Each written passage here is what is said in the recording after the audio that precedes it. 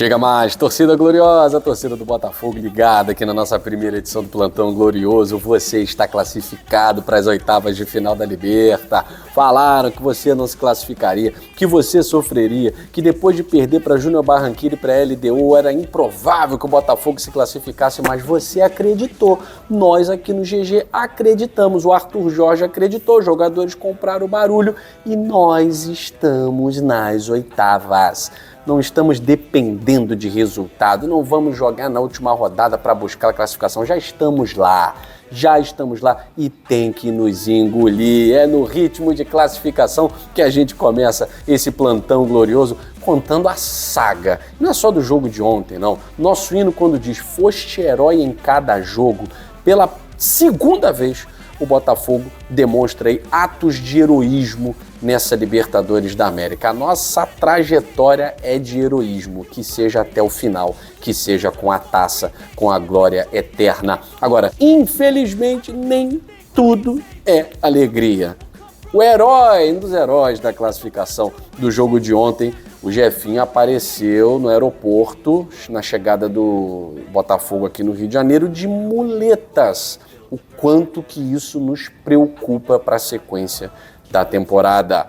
Vou falar sobre isso e muito mais depois da vinheta.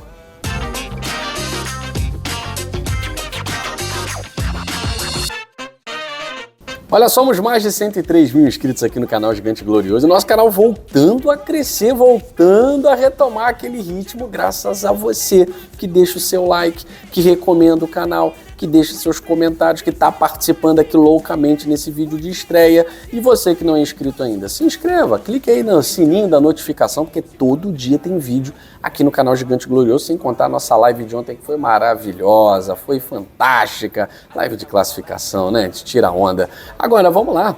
Foste herói em cada jogo, Botafogo. Pela segunda vez no ano, o Botafogo demonstra atos de heroísmo na Libertadores da América. Primeiro, essa situação aí de pré-Libertadores, em que a gente se meteu, né, tendo em vista o ano passado, uma situação causada pelo próprio Botafogo, e o próprio Botafogo precisava consertar isso. Passamos por diversos problemas na montagem do elenco, no não preenchimento de lacunas, manutenção de um técnico ruim, que era o Thiago Nunes, e depois entregando nas mãos de um interino uma missão para lá de árdua. Venceu o Aurora, fazia parte do script, e o Botafogo venceu muito bem. Depois de empatar 1-1, um 6-0, ele conseguiu fazer a sua parte, o que se esperava. Agora, eliminar o Red Bull Bragantino com um treinador com mais de um ano de casa, com um time entrosadinho, vivendo um bom momento no Campeonato Paulista, foi uma tarefa de heroísmo.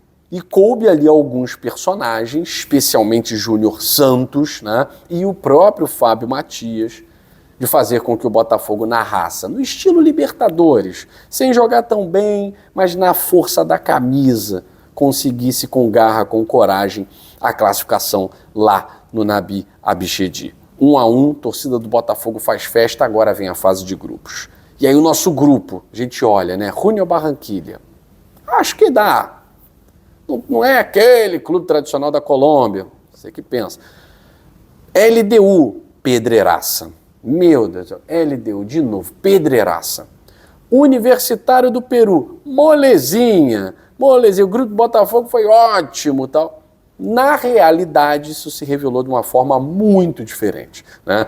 O Júnior Barranquilla se revelou como uma grande equipe, extremamente estratégica, inteligente, que sabe jogar fora de casa, conquistou todas as suas vitórias na Libertadores fora de casa. Fora de casa. Os 9 pontos que o Barranquilla tem, com 2 vitórias e 3 empates, 2 vitórias foram fora de casa. Ou seja, um time rápido, com qualidade, muito consciente do que quer e do que pode fazer. Venceu, ele deu em Quito. Venceu o Botafogo, que em tese era o favorito do grupo, dentro do Newton Santos. Um adversário dificílimo. Júnior Barranquilla, atual líder do grupo, já vence a gente na estreia. Depois, a saída do Fábio Matias, a chegada do Arthur Jorge, para começar um jogo na altitude, molezinha, né? Contra a LDU, campeã da Sul-Americana, potencial líder do campeonato equatoriano. Botafogo perde por 1-0 sem apresentar qualquer resquício de futebol bem jogado. Primeiro jogo do Arthur Jorge. E aí é a hora do heroísmo. É a hora da remontagem. É a hora da criação de uma mentalidade vencedora. E aí o grupo começa a comprar a ideia do AJ, primeiro no Brasileirão, vencendo as partidas. Depois, no jogo contra o Universitário. Era vida ou morte. E o Botafogo cria vida. Acaba com o tabu, com a escrita do Universitário desde agosto, sem saber o que é derrota, com uma boa vitória por 3-1 no Newton Santos. Depois outra final, contra a LDU. Um adversário matreiro, malandro, que soube explorar a fragilidade da bola aérea do Botafogo. Jogo duro, em que o Botafogo vai definir, vai decidir com o seu grande herói, Júnior Santos. 2-1 Botafogo. E a esperança de chegar nessa partida de ontem, lá no Peru, com a classificação nas nossas mãos. Só dependia de nós. E nós conseguimos. No estilo Libertadores. Sem apresentar um bom futebol. O próprio Arthur Jorge vai falar isso. Não jogamos bem, mas também não permitimos ao adversário nos pressionar. Conseguimos anular o adversário. O próprio treinador, o Fabinho Bustos, do Universitário, vai dizer: não merecíamos perder, mas também não criamos chances claras. Então também não mereciam ganhar, né, Bustos? Então, não mereciam perder, mas também não mereciam ganhar, né? Então a grande verdade é que o Botafogo manteve, de certa forma, esse jogo, que pra gente era uma final, controlado. Ele esperou, ele teve paciência para saber o momento certo. Saber sofrer com parcimônia, não é tomando uma pressão absurda. O Bastos foi, para mim, o melhor em campo. Mas para o Michael Martins, por exemplo, foi o Júnior Santos. Ou seja, isso mostra que o Botafogo, mesmo não apresentando um futebol, estava equilibrado. Equilibrado.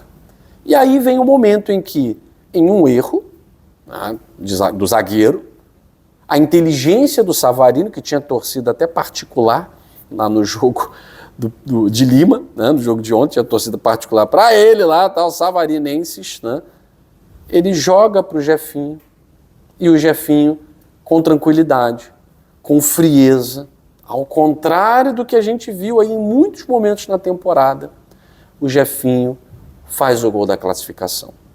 E tinha que vir do Jefinho. Um jogador que estava, de certa forma, sendo perseguido, chamado até de jeguinho, sei lá o que, tal, para o torcedor entender. E eu vi muita gente aqui no GG falando: galera, nós criticamos o Júnior Santos. Nós ficamos um tempo inteiro chamando o Júnior Santos de bagre. Vamos ter paciência com o Jefinho, vamos ter paciência com o Luiz Henrique, tenhamos paciência com o Hugo, que no final tudo vai dar certo. E nessa primeira fase de Libertadores, primeira fase de grupos, na verdade, deu certo. Deu certo na segunda fase, que a primeira a gente não entrou na segunda, né? Deu certo na segunda fase, deu certo na terceira fase e deu certo na fase de grupos. Nós estamos entre os melhores da América. E agora é disputar a primeira colocação. E aí, é claro, falaremos muito ainda sobre as possibilidades, depende dos jogos do Grêmio, tem muita coisa para acontecer, o Botafogo pode até ter seus reforços, Alain, Igor Jesus, quem sabe Almada, enfim, na próxima fase da Libertadores, quem sabe, né? Cuiabano já vai ser inscrito. Então, agora é uma outra história. Agora é uma história diferente, né? Bom, Jefinho, falando em outra história, Jefinho que escreveu uma história lindíssima, como disse o Arthur Jorge, uma história de superação extraordinária, uma classificação que muitos davam como improvável, e o Botafogo foi lá, depois de perder 2 jogos, venceu 3, está classificado com 9 pontos, vai disputar agora a liderança. O Jefinho, o herói da nossa classificação, apareceu no aeroporto com muletas. Então, nesse retorno, Jefinho, que sofreu ali uma contusão aos 50 minutos, né? No último lance em que o Yarley dá um balãozinho, faz o lançamento, e o Jefinho, ali pertinho do gol, acaba sofrendo essa contusão. Preocupa? Preocupa. Preocupa porque o Jefinho acaba de retornar de uma contusão. E no momento em que ele está, aos poucos, adquirindo o ritmo de jogo, em que a qualidade do Jefinho começa a aparecer, tem esse problema aí, mais um problema. Agora, pelo menos vai ter tempo, né? Vamos ver aí quanto tempo o Jefinho demora para poder se recuperar e o que aqui no Rio de Janeiro vai ter exame, vai fazer exame, acho que hoje já vai fazer exame, né? e o que os médicos vão falar. O que os médicos vão falar sobre essa contusão do Jefinho, se é grave, se não é. A gente viu, vou trazer para vocês, no aeroporto, Jefinho com muletas, mas caminhando até o ônibus sem o auxílio dessas muletas. Então estava mancando em um momento, depois não mais. Então assim, talvez uma precaução, vamos torcer para que seja isso, né? Para que o jogador não fique mais um tempo parado, porque no momento em que ele está começando a ganhar o velho ritmo de jogo dele, desenvolvendo as suas qualidades, suas potencialidades, acontece essa fatalidade. Mas não vamos nos desesperar por antecedência, tá? Daqui a pouco a gente traz aqui um especialista para falar sobre essa possível contusão, grau, enfim, a gente vai trazer tudo para deixar você tranquilo. Não tem Campeonato Brasileiro na agenda até o próximo mês, mas tem Copa do Brasil e tem no final do mês aí o Júnior Barranquilla, confronto decisivo em que a gente vai decidir aí a nossa vaga. Pode contar com Tiquinho Soares? É possível. Eduardo 100%? Também. Teremos Oscar Romero, Diego Hernandes. Se não tiver o Jefinho, pelo menos a gente tem outros jogadores para poder fazer as vezes do nosso herói da classificação. Bom, agora falando ali de aspectos da partida, né? Vale lembrar que se o Botafogo não deu espetáculo, mas foi uma vitória com a cara da Libertadores, de que esse time do Arthur Jorge em pouco tempo já entendeu o que é jogar uma Libertadores, o espírito da Libertadores, o Botafogo poderia ter construído essa vitória com mais tranquilidade, né?